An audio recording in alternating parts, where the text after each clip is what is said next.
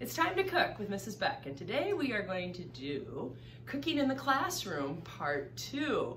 I have two groups of students split into half in this class. The first group is going to make some wonderful tasty peanut clusters for us, and the next group is going to make some pigs in a blanket with some honey mustard dipping sauce. I already have a hot plate sitting here since we're cooking in a classroom, and that is turned up. Is it turned up pretty high? Why don't you go ahead and get it up to high for right now, and we'll start getting that warm. This lower saucepan is full of water. I have some extra water in case we boil too much of it away. And we're going to be putting our chocolates and our almond bark in here until it melts. We set this pan on top of the other pan. Oops, a little splash of water. Shoot, maybe I have too much water in there. And we call this a double boiler. So into there is going to go our things that we want to melt, and this is a very good way to keep your chocolate from burning. We're also going to use a wooden spoon for stirring. Go ahead and hold that up there. So let's get started. Would you like to open up your chocolate chips? And we'll use the nuts in a minute. You can go ahead and place the almond bark. Haven, are you in charge of almond bark? Okay, go ahead and place that carefully into the pan there. And those cubes are going to melt. Now that came in one big package. All the little cubes were attached, but we can have more surface area if we separate them apart, and that allows them to melt a little quicker. So surface area, we've been talking a lot about area in our class, so we know about that. And you can go ahead and dump whenever you're ready. How much? You're going to use the entire package. That is a very good question. So this is 24 ounces of almond bark, and it's the same amount of chocolate chips, except one bag is milk chocolate, and the other bag is semi-sweet chocolate. Now, you can use any combination of these things you like, but I do think having three kinds of chocolate, the white chocolate, the milk chocolate, and the dark chocolate, do make them taste extra good. So the peanuts will actually go in after it all melts, so we'll wait a couple minutes here until we get it softened. All right, want a little bigger hole to get that out. Good idea. All right, that's what we have in our pot. We just need to get it hot enough to melt it. Oh, we are getting close now. The chocolate chips are completely melted. The almond bark is almost smooth. Well, our chocolate is nice and smooth, and it is ready for these peanuts. You want 2.5 to 3 pounds of peanuts. Go ahead and pour those in. You got this. Pour faster. Give those all a stir. And that is how you make peanut clusters. That's all there is to it. We'll move these things out of the way and get ready for our students who will be dropping them by spoonfuls onto some trays. While he's stirring, we're going to get these trays set out. We're going to line these trays with parchment paper. Wax paper would also work very well, but I find that it's a lot less cleanup if I use the parchment paper underneath each of these. So we're just going to tear that right off. Excellent. Sizing it, using his math skills. I find if I put the lid down, go ahead and just pull. There you go. And are you ready to pull the last one? All right, there we go. Lined paper. I'm going to remove this from the heat so that we don't have to worry about that water underneath and so forth. So that water is pretty hot here. We're going to turn this off. Do you want to unplug there so that we don't have to worry about tripping on our cord anymore? Okay, go ahead and drop them on. You get the best part right before we eat them. Now these will usually set up on your kitchen counter if your house isn't too warm. The classroom seems kind of warm today, so if I have trouble, I will just slip them into the refrigerator. So, oh, this is a lovely peanut cluster. Yep, so perfect. Just little drops. They don't have to be any perfect circle or anything. Those are looking fabulous.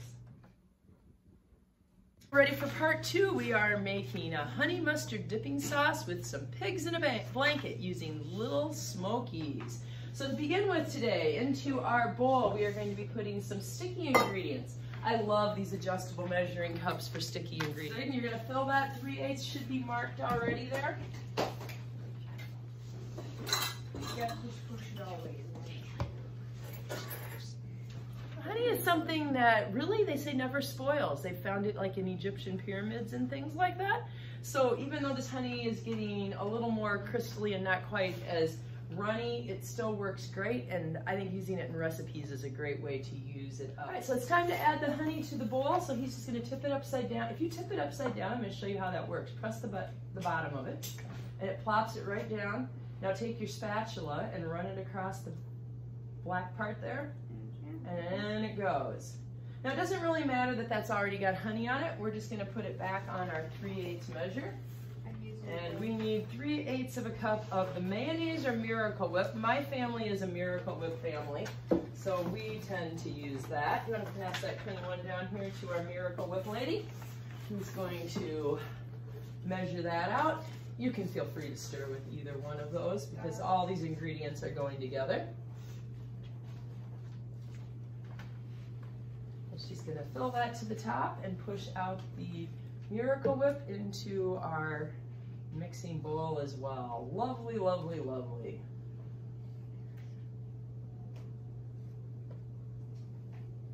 Okay, so when you tip it upside down, thank you for holding those spoons. Just gonna press, and hers fell out really quite nice and neatly. So this time for the mustard, it is a mustard sauce. We're gonna use a little more mustard than we did other ingredients. So we're gonna lower that all the way to the 1/2 cup mark.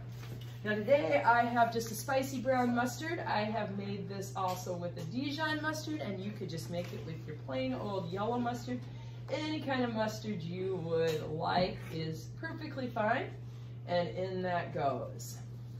All right, perfect. All right, next up we're gonna add a little spice to this with some cayenne pepper and a little acidity with some lemon juice. We're gonna put in 1.5 tablespoons of lemon juice. So she's gonna fill that tablespoon one time, and then she's gonna fill it halfway again, and eyeballing it will be good enough. Again, a dip is not a picky recipe. Baking, you have to be a little more careful with it. So in goes 1 tablespoon and 1/2 tablespoon more. Now her next ingredient, cayenne pepper, is a little bit spicy, but we're just putting in 3/8 of a teaspoon. I have a 1/8 teaspoon. They don't usually come in 3/8. So go ahead, you're gonna put in 3 1/8 teaspoons. If you're not sure you like spicy things, you could always put in less, or you could completely leave the cayenne pepper out, or you could even just use black pepper. You can feel free to substitute any kind of pepper you want. All right, our next helper is in charge of stirring this all together. And while he's stirring, these girls can go ahead and we will get these packages open, and you can just dump them into that bowl there. All right, look at that, nice and mustardy, bright yellow from that mustard. The girls have all of our little smokies ready to be wrapped, and now they're going to unwrap these crescent rolls. You can buy these in the refrigerator section of your grocery store, and I can tell you have used these before. So she's gonna unroll those, and we're gonna cut each of the little triangles into 4 pieces. So they have a little knife here that they're going to use to make 4 little smokies out of each one. If you were gonna do this with a hot dog or a brat, you'd probably keep the whole thing together and wrap it around that bigger dog, but these are nice and tiny. Go into a 375-degree oven, and they will cook for probably around 13 minutes. Roll those up because we want to be sure we have enough sausages for everybody in 7th grade to sample. Let's have a little closer look at everything that's going on. There's our mustard dip, our little sausages, and these girls are doing a fantastic job of cutting these crescent rolls into 4 pieces and wrapping them up. Little pigs in a blanket. All right, here's our great cooking class today. Awesome job with the pigs in a blanket and the peanut clusters and that honey mustard dip.